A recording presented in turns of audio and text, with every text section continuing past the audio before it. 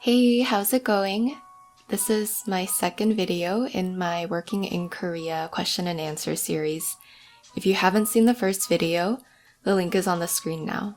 So for some background information, I lived and worked in Korea from 2018 to 2021, and after I posted a day in the life of a graphic designer vlog, I received and continue to receive a lot of questions about what it was like working in Korea and living in Korea, and also what it was like working as a graphic designer in Korea. In the previous video, I covered these first 3 questions. Today, I'm looking at the second group of questions and sharing stories about my personal work experience. And the third and final video will be about my graphic design career and advice and thoughts in general about creative careers. So back to that second list of questions. I'm going to try to answer these main questions by talking through 2 of my jobs. I've also added some smaller details, and I'm going to try to explain these through the context of those jobs as well. We'll start with my teaching job. So I was a part of the TALK program, and that stands for Teach and Learn in Korea. This was a program offered to recent graduates and current university students to go teach English in rural elementary schools in Korea. And, throughout the program, teachers were able to take part in cultural experiences and truly, teach and learn in Korea. Sadly, this program is no longer available. It used to be offered through the Department of Education, but they don't do it anymore. If you're looking for something similar, the EPIK program is currently active. I knew that this program existed for a long time. For a while, they ran ads in the local Korean newspaper in Chicago, so I've known about it, my mom knew about it, and she actually pushed me to finally apply for it. At that point in my life, I recently quit my job and I was kind of in between next steps. So I sent in an application. I also had my resume, an example lesson plan, normal job application documents, and also a short essay. Once I mailed that in, I had an interview with someone from the Korean embassy, and then I had another interview with someone from the TALK office. And obviously I was accepted, so after all of that, I flew into Korea for the orientation program, and we had medical assessments done right after arriving, and then after that, we had a few weeks of culture, language classes, as well as learning how to teach, learning how to create lesson plans and activities for the students. Technically, this was a scholarship program and not a regular job, so the benefits and pay were a bit different than what other jobs would normally offer. The pay was around 1,000 USD per month. Airfare, housing were provided. For me, I stayed in a simple but cute studio. In Korean, it's called one room. It was managed by the school, and it was good. We also received national health insurance, lunch at school, and I think some sick days and also a few vacation days, but I never used them. And like I mentioned, there were some cultural experiences and events throughout the contract time. You could sign up for 6 months or a 12-month contract, and I did the 12-month. So we didn't know where we were going to be placed until the end of the orientation program. They handed off these envelopes with the name of the town and schools that we would be at, and I was placed on an island called Gangwado. It's a large island off the west coast next to Gimpo City, and I was worried that it was going to be super rural because it was an island, but that wasn't really the case. It was small, but it wasn't jaw-droppingly rural and intense. So for the commute, I would walk from my apartment to the town bus station. It was always amusing taking the bus because it would either be filled with a lot of hikers in really intense hiking gear, or really old grandmas, and then like me. So yeah, never a dull moment. And with the walking and the bus ride, the entire commute took around 30 minutes, which isn't that bad. Going back home, I took the school bus and they dropped me off back in town and I'd walk home from there. I worked in a small elementary school. It was a building with 2 floors and not that many rooms. Each grade had their own homeroom. We had a few special classrooms for social studies, science, English, those kinds of classes. I shared my classroom with the social studies teacher, so while he was teaching those classes throughout the day, I spent most of my time in the auditorium multi-purpose room. There was like a smaller room within that room with like a computer, so I just like took care of my work there. So the school was really small. There were less than 20 people who worked there, including teachers, staff, and myself. And thankfully, I got along with everyone, had no issues. Everyone was really nice and chill. If I needed help, I felt really comfortable reaching out to any of them. And even though my Korean was really rusty at that point, everyone was able to understand me and we were able to, figure out any issues. We did have haeshik, which is work dinner. And we didn't have it that often, but at these, I never felt pressured to drink. I did tell everyone in the beginning that I don't drink and that I'm allergic to alcohol. And that's not entirely true, but everyone was really cool with it, and again, no one pressured me into drinking or doing something I didn't want to do. We also had some teacher-only events to, bond, which was really cool. Once we went to this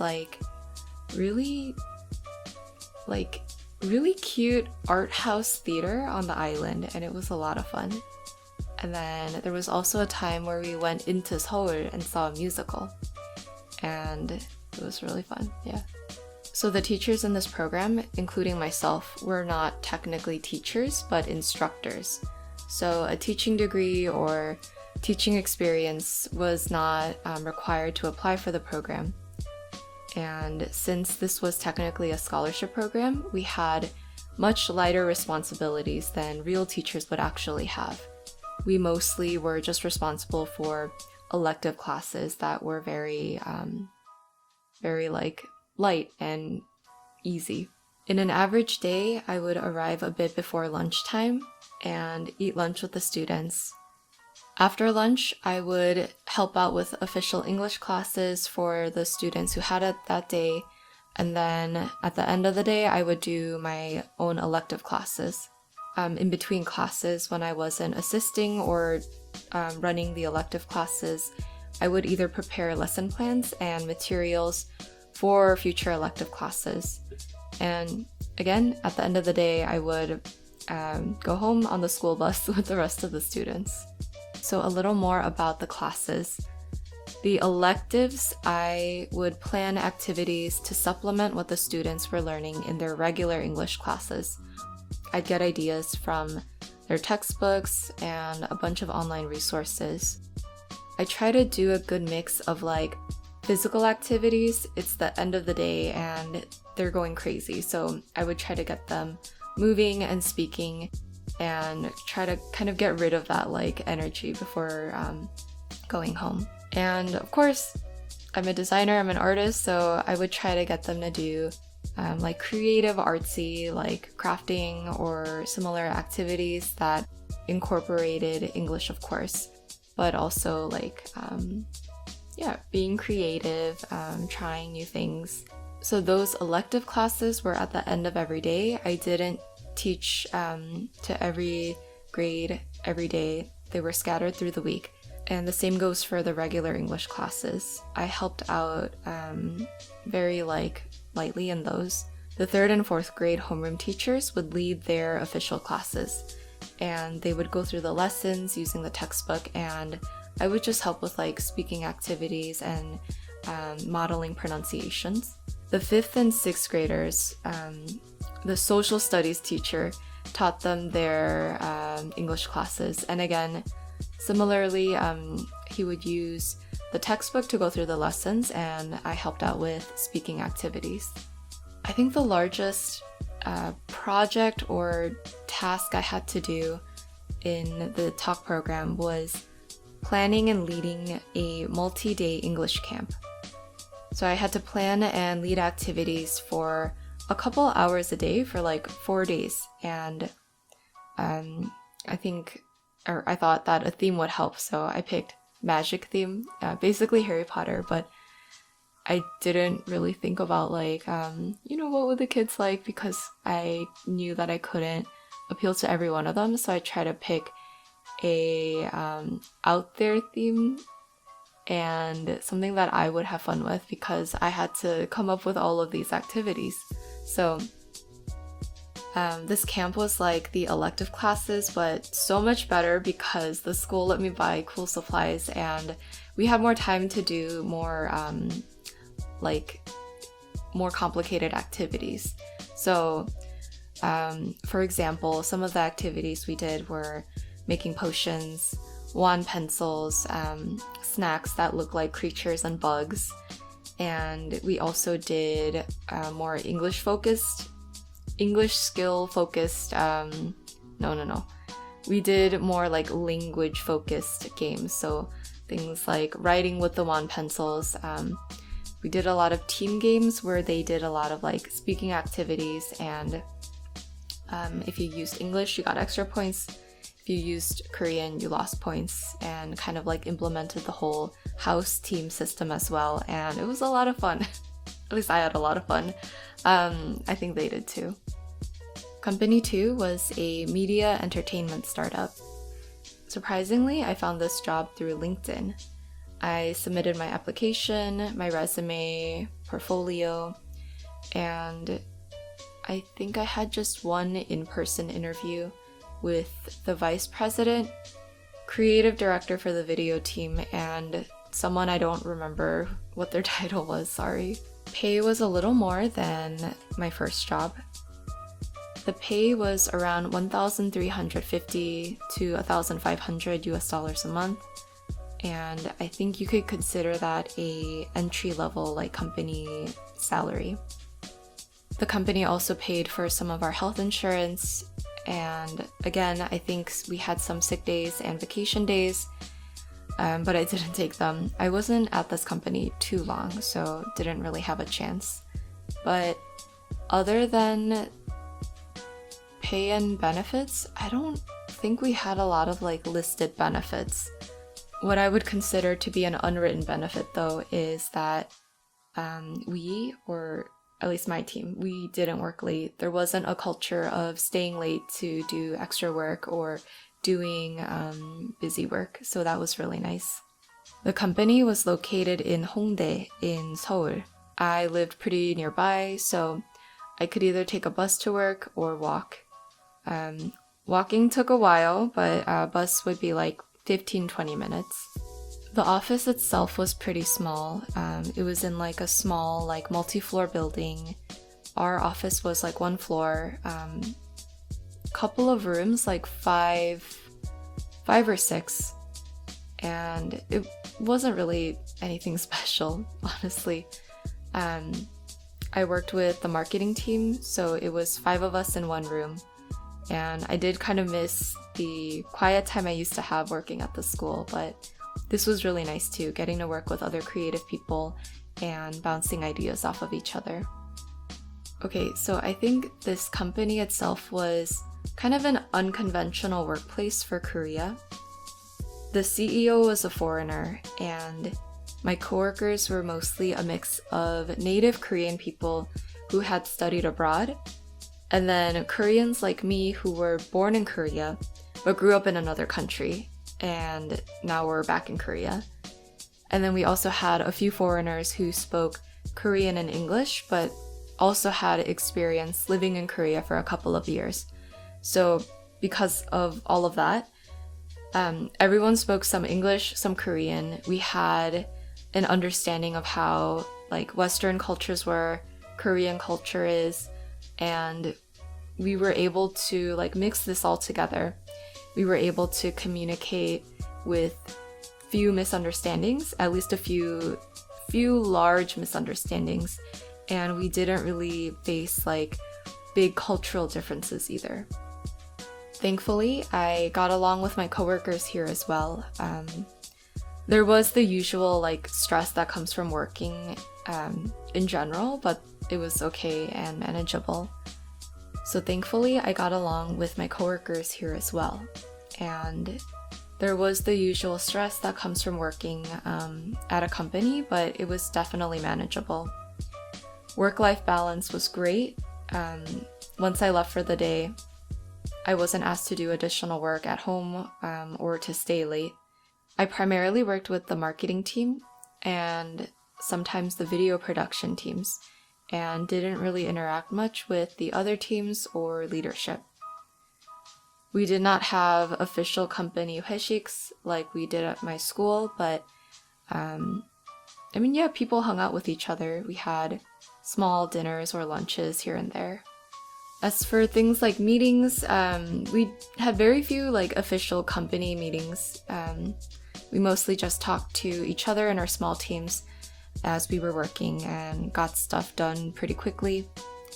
Lunch was not provided, sadly. I try to pack my lunch on most days when I first joined, but often I would get persuaded by my coworkers to grab lunch outside, and there were so many good options nearby. I still really miss some of the restaurants that we would go to, and I really wish that they existed in Chicago because the lunch options here versus there are just so different.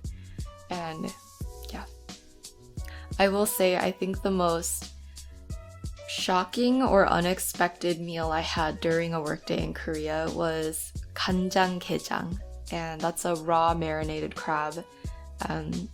It's like soy sauce marinated. Eat it with rice. It's so good. And that day was a lot of fun. I remember thinking to myself, how the heck am I eating raw crab in like the middle of a workday? This is so random. Yeah, you can't do that here. Another thing about being located in Hongdae, it's like there's so many like coffee shops and bakeries, places to get a sweet treat. So if we were having like a bad day or even like a slow day, we would just step out, grab some coffee and a snack and chat for a bit, and yeah, come back to work. And then at the end of the day, we would leave right on the dot, which was, I think, around 5 or 6. I think 6, yeah. So during an average day, I would mostly focus on content design and working with the marketing team. We would research and pitch ideas for social media posts and short form content, and we would work on strategy, develop timelines, think about what it would take to create imageries and videos.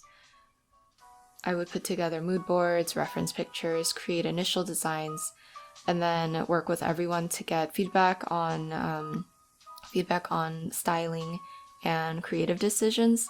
And then we would work together to create these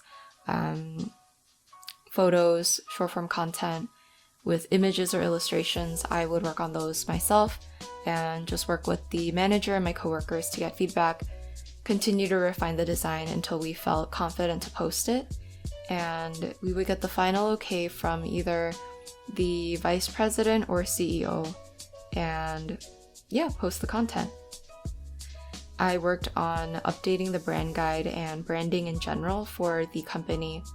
We had a media kit that needed updating as well as presentations, and I worked on those as the need came up. I would also work with the video team, and they handled more like refined long form content, and I would help them make thumbnails for YouTube and other social media platforms, as well as some graphics to be used in the videos as well. And also, if you've seen, that vlog I mentioned earlier, I got to help with some filming as well, and that was fun. This section is going to be mostly about my experience working at the media company, since it's more like a normal company and not working at a school. In general, I had a pretty positive experience working in Korea and at the media company. I didn't really experience big obstacles or things that I felt were stark differences. Before I moved to Korea, I did have work experience in America. My first job after graduating university, I worked as a designer in a medium-large company for about 2 years. And then after that, I did some freelancing for a year. So through those experiences, I got to learn how to communicate with different people from different industries and different disciplines. I knew how teams work on creative projects. I understood how companies handle business goals and creative decisions based on those. And just already had a basic understanding of how to work within a professional setting. And because of that, I think that helped me to adapt more quickly to this new environment, because I had a background and a base understanding of what things might be like or could be like. Having those previous jobs on my resume only benefited me when I was searching for new jobs in Korea. So in terms of doing creative work in a company, I would say I experienced more similarities to my previous work experiences than differences. I think when most people think about potential differences or difficulties of working in Korea, the concept of office hierarchy would come to mind. But thankfully, I didn't really encounter this kind of treatment. If anything, there were office politics, but that's it. That's going to exist wherever you go. And, you have a lot of different people working together. There's always bound to be misunderstandings, miscommunications, and you just learn to work through those things. But I don't think we had any hierarchy issues in that workplace, because I think a large part is because we were in a same age life group.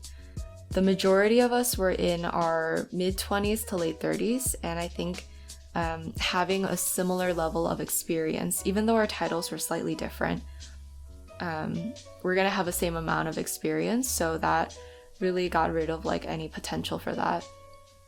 But also, I mentioned earlier, the majority of my coworkers were native Koreans who spoke English and have lived abroad before. Or we were non-Koreans who spoke Korean and had an understanding of Korean culture. And this dynamic of having experienced another culture before,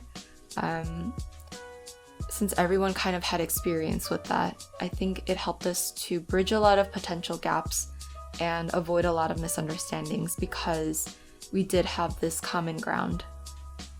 I don't feel that I experienced a lot of difficulties or differences within the workplace. I would say most of the difficulties I experienced, differences I experienced while living in Korea were outside of the workplace, in day-to-day life, and how life works in Korea. So I was born and grew up in Korea, visited a few times after immigrating to America. I grew up speaking Korean, learning about Korean culture from my parents, and was pretty we were in the Korean community as well. There's a large Korean American community in the Chicagoland area. And I consumed a lot of Korean media when I was younger, a lot of old K-pop dramas, and generally had an interest in Korean culture traditions. So because of that, before I moved to Korea, I felt like I had a pretty good idea of what life in Korea might be like or could be like. And I thought I would understand a lot of the social cues, behaviors, and traditions. And to a point, that was true. I did have a good grasp of what things were like, and my upbringing did help me a lot. But like with anything, learning about something from afar is different than actually being in it and having to live in it. Yeah, again, even with my past experiences and my upbringing, there were still moments that surprised or confused me. These moments would usually happen when I experienced something different or different than what I was used to. So that doesn't mean that the different thing was good or bad, but literally, I mean, like, I was used to living life a certain way, and now I had to adapt and do things in a slightly different way. And sometimes it would be very subtle differences, or sometimes it would be very different. And it sounds obvious, like, of course you're gonna do things differently. You're in another country. But the first few months I was living in Korea, I found it really like difficult and overwhelming because I had to relearn so many small like details, take in like new information, and it was difficult. I felt like a really big baby, learning to do life all over again. I thought I was an adult, and I had been living out of my parents' house for a couple of years. I had a very specific way of how I handle my chores or my day-to-day life, but I had to relearn all of that. Everything I thought I had figured out, I had to do it again. And it was discouraging at first. It's like, why do I have to do it all over again? I already know this. But it ended up being a good thing.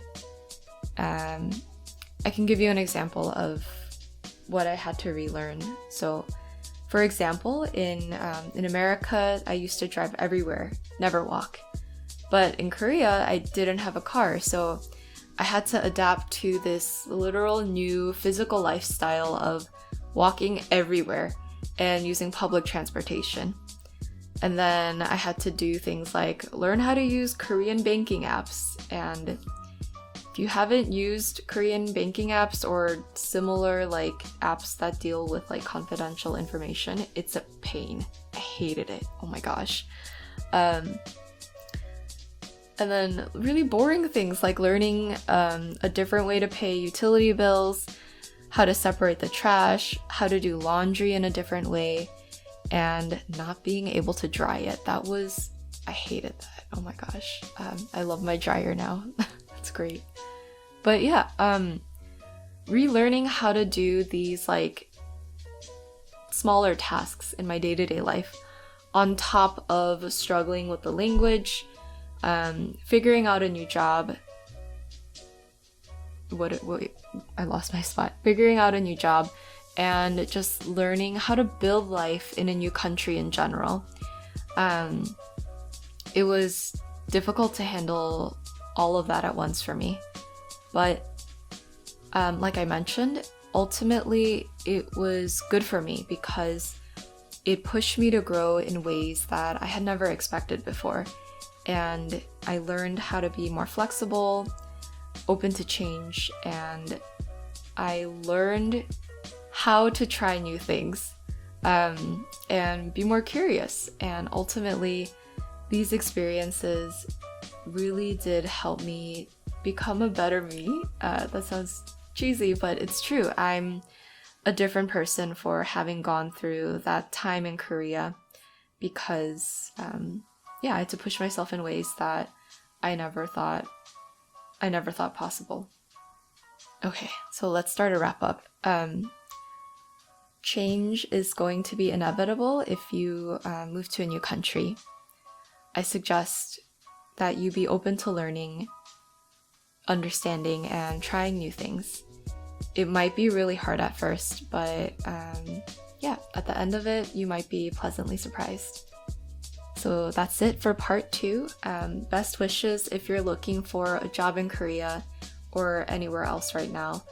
Job hunting in general is not easy, and I hope you find something great, and I hope the search is over soon. So if you haven't watched the first part, I will have the link up here again, I guess at the end. And please keep an eye out for the third and final video. So thank you for watching, and I'll see you next time. Bye!